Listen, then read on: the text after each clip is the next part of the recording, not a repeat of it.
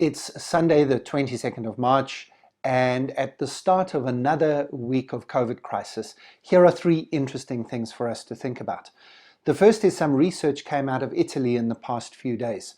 Obviously, Italy is at the epicenter alongside China of this crisis, and some researchers had a look at the people who have died already in Italy. And they discovered that almost all of the people who have passed away, especially the younger people who have passed away with COVID-19, had underlying illnesses already. That's a very interesting piece of information. It's unverified yet, and it's something that will need to be checked out in other countries. But basically, it tells us that the really important news right now is that you need to keep yourself healthy.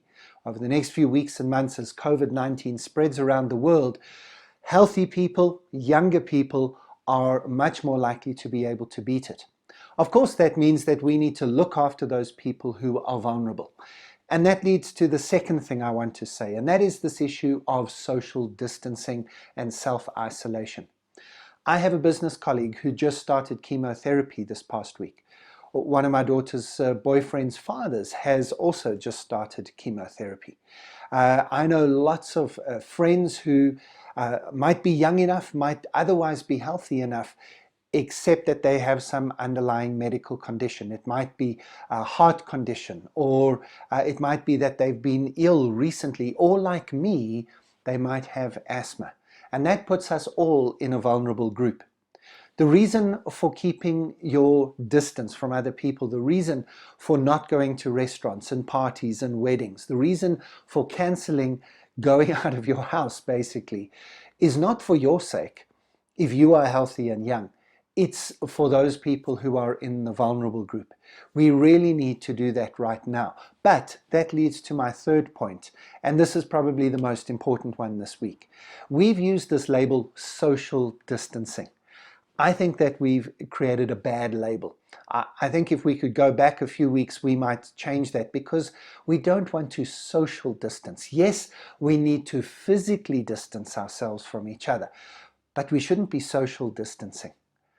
And this is my message to you for this week. Don't socially distance yourself from other people. Yes, you can't make contact. Yes, you need to self-isolate as much as possible if you can.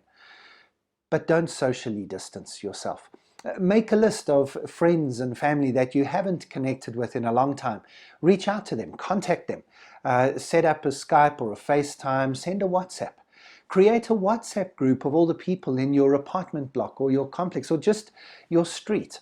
If you haven't got that already, it would be really good to be in touch with other human beings. Yes, we have to keep our distance. Yes, we have to be careful of transmitting the disease. But let's come together socially. It's a remarkable moment for this to happen in human history. We live in a digital age where we have social networks, where we have these online tools that help us to connect, from WhatsApp to Skype and FaceTime to Facebook.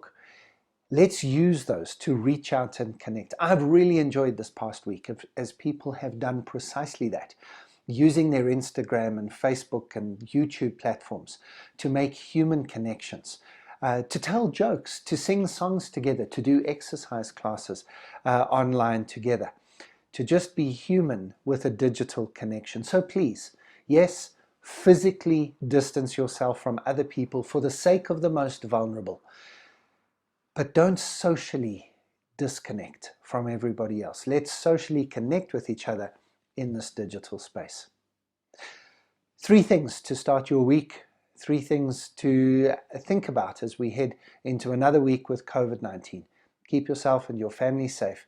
Let's do the right things for the right reasons and come together as people on this planet.